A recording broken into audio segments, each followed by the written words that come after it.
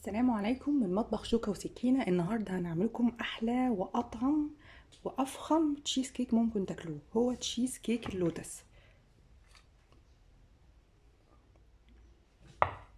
محتاجين طبقة البسكوت 250 جرام بسكوت، وبار زبدة اللي هو 100 جرام هنشيل منه معلقة بس كده، يعني هنقول محتاجين 85 جرام زبدة. البسكوت يا جماعة عايزينه بسكوت لوتس، مفيش مشكلة، بس هتبقى مكلفة قوي لو حطينا بسكوت لوتس في الأرضية. ده بسكوت عادي. في إمكانية تحطي بسكوت لوتس يبقى 250 جرام بسكوت لوتس. هنسيح الزبدة. سيحنا الزبدة، يا ريت الزبدة ما نيجي نسيحها ما نسيحهاش تبقى سخنة ونحطها على البسكوت، لا تبقى ايه، سايحة باردة. هبتدي كده احطها واقلب كده الزبدة عليها،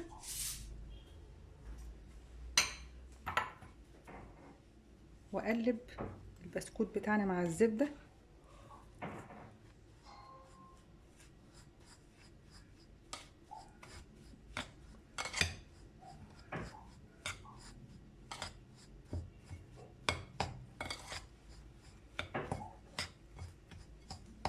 شايفين البسكوت بقى عامل ازاي؟ بقى عامل زي الرملة المبلولة كده.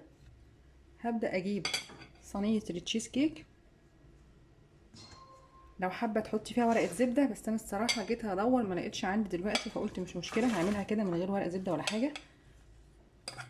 هفضي كل الكمية. الصينية دي مقاس 22.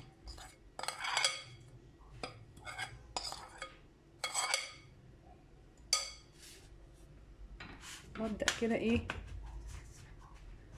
اضغط على طبقة البسكوت.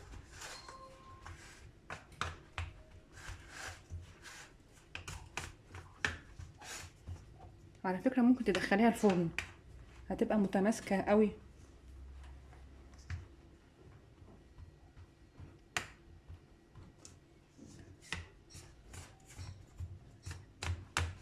كده حضرت الصينية، هدخلها بقى في التلاجة تسقع قبل ما اعمل ايه الطبقة التانية. الطبقة التانية بقى محتاجين 350 جرام جبنة كريمي، محتاجين نص كوباية سكر اختياري، يعني بصوا ممكن تحطي سكر خالص حسب سكرك انت هتدوقي الكريمة. محتاجين كوباية كريمة بودرة، محتاجة كوباية لبن ساقع متلج، محتاجة فانيليا، محتاجة برطمان لوتس اللي هو 400 جرام، هاخد منه 300 235 جرام او 250 جرام هحطهم على الكريمة، والباقي هسيحهم واحطهم على ايه، على الوش.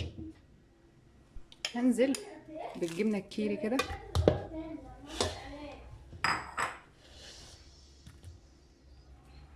وانزل عليها بالسكر البودرة،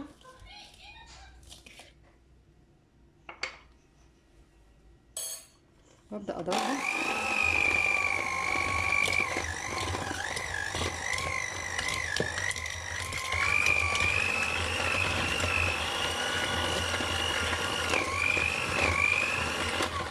احط بس نقطة فانيليا كده،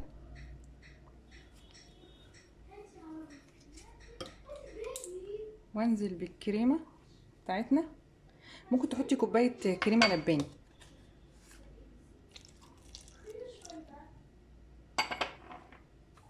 هضرب بالراحة بس عشان ما اوسخش الدنيا، الفها بس كده اهو على ما تتلف عشان ما اوسخش الدنيا حوالينا.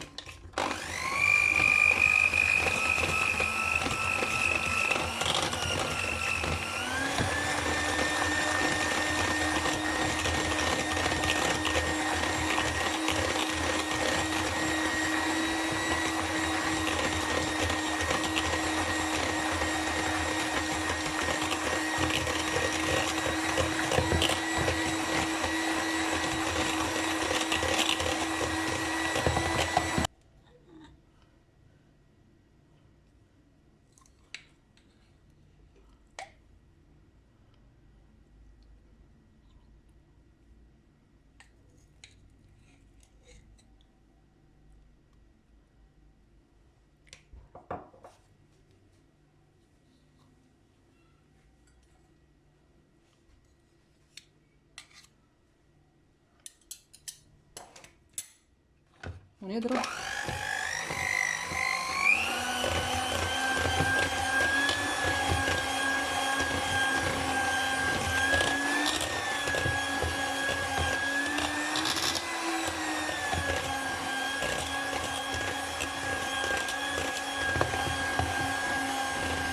ودي قوامها بقى يا جماعه بعد ما ايه ما ضربناها.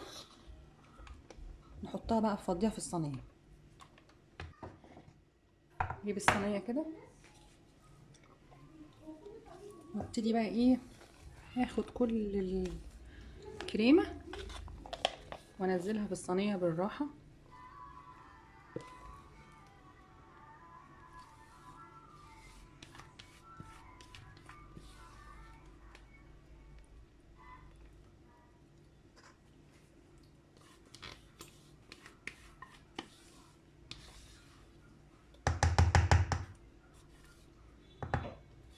مش هسيب حاجه في الطبق خالص.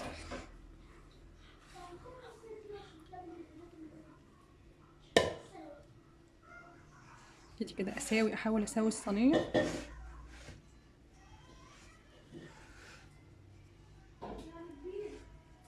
عشان تطلع شكلها حلو، بس اما افكها بقى من الصينيه واسيبها بقى في التلاجة ساعتين كده قبل ما اسيح الطبقه اللوتس الاخيره واحطها عليه.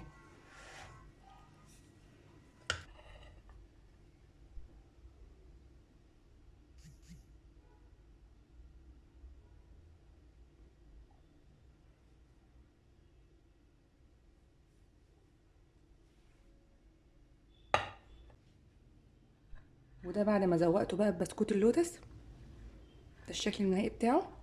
اقطعها بقى مثلثات وبألف هنا.